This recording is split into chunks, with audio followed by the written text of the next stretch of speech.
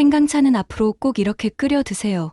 보약이 따로 없습니다. 몸속 염증 싹 제거해주고 암 예방까지 하는 생강차 끓이는 방법. 향긋한 생강차는 날이 추워지면 찾는 사람들이 더욱 많아지는 대표적인 건강차 중 하나입니다. 생강이 풍부한 진저롤과 쇼가올 성분은 항암과 항산화 효과는 물론 항염증 효과가 우수한데요. 이런 성분들은 어떻게 끓이고 어떤 음식과 같이 먹느냐에 따라 함량을 최대 500%까지 높일 수 있습니다. 그래서 오늘은 생강차의 효능을 극대화할 수 있는 생강차 끓이는 최고의 방법 3가지에 대해 알아보겠습니다. 첫 번째는 압력밥솥입니다. 생강 특유의 알싸한 맛과 향은 바로 진저롤과 쇼가올 성분 때문입니다. 이 성분들은 몸속에서 염증을 유발하는 사이클로 옥시즈네이즈 효소를 억제해 염증을 줄여주는데요. 미국 사우스캐롤라이나 대학의 연구에 따르면 생강의 염증 제거 효과는 0.4, 5.3으로 마늘이나 양파보다 더욱 높은 것으로 나타났습니다. 이렇게 염증 제거에 탁월한 효능이 있는 생강을 더 효과적으로 먹는 방법이 있습니다. 바로 압력밥솥에 끓여서 차로 마시는 것입니다.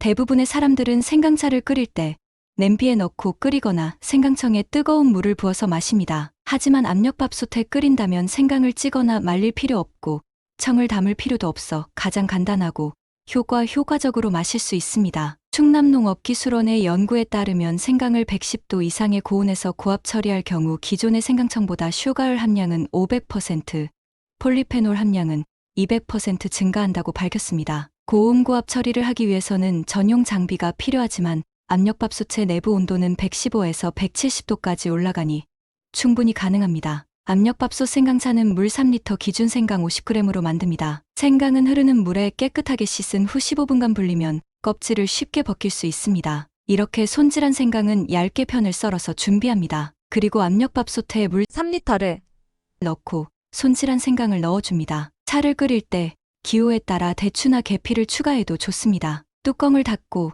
중불에서 가열하다가 추가 흔들리고 소리가 나면 약불로 줄입니다. 약불로 줄인 후 20분 정도 더 끓여줍니다. 20분 후 불을 끄고 증기가 다 빠지고 나면 뚜껑을 열어줍니다. 그리고 생강을 비롯한 내용물을 체에 받쳐서 주걱으로 꾹꾹 눌러서 마지막 한 방울까지 짜줍니다. 이렇게 만들어진 생강차는 엄청 진하므로 물이나 꿀을 추가해서 드셔도 좋습니다. 열기가 식은 생강차는 냉장 보관하고 그때그때 먹을 만큼만 데워서 드시면 아주 좋습니다. 생강의 효능을 최대한 살리는 압력밥솥 생강차로 건강을 지키시기 바랍니다. 두 번째는 대파입니다. 생강차를 끓일 때 대파를 한 줌 넣어준다면 관절염으로 인한 통증 완화에 도움을 줍니다.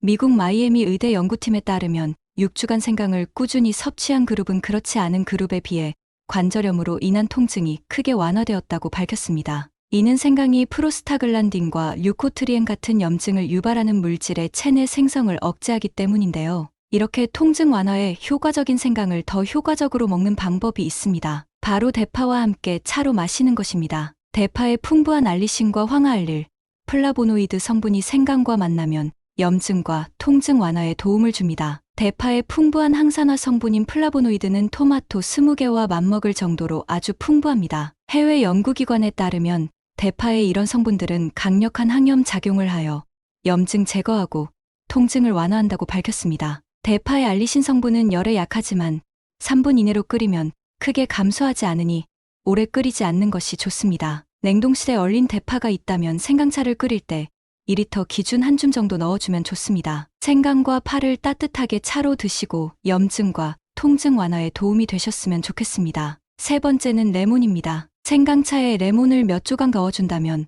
몸속 독소 제거에 큰 도움을 줄 수 있습니다. 우리 몸의 독소는 각종 영양소가 대사되는 과정이나 체내로 들어온 세균에 의해 만들어지고 점점 쌓이게 되는데요. 이런 독소가 제대로 배출되지 않으면 면역력 약화는 물론 염증 유발이나 소화불량 등 건강에 악영향을 끼칩니다. 생강이 풍부한 디아스타아제와 단백질 분해 효소는 소화액의 분비를 자극하고 장 운동을 촉진시켜 독소의 배출을 돕습니다. 또한 생강이 함유된 진저롤과 쇼가올 성분은 항균 살균 작용이 뛰어나 우리 몸의 독소를 직접적으로 제거하는 역할도 합니다. 이렇게 독소 제거에 좋은 생강은 레몬과 함께 먹으면 효능을 극대화할 수 있습니다. 레몬에 들어있는 리모노이드라는 성분은 강력한 항산화 물질로 우리 몸속에 있는 해독, 효소를 활성화시킵니다. 활성화된 해독 효소는 몸 구석구석을 돌아다니며 몸에 쌓인 독소를 파괴하여 몸 밖으로 배출합니다. 리모놀드 성분은 열의 약함으로 생강차를 끓일 때 레몬을 같이 넣고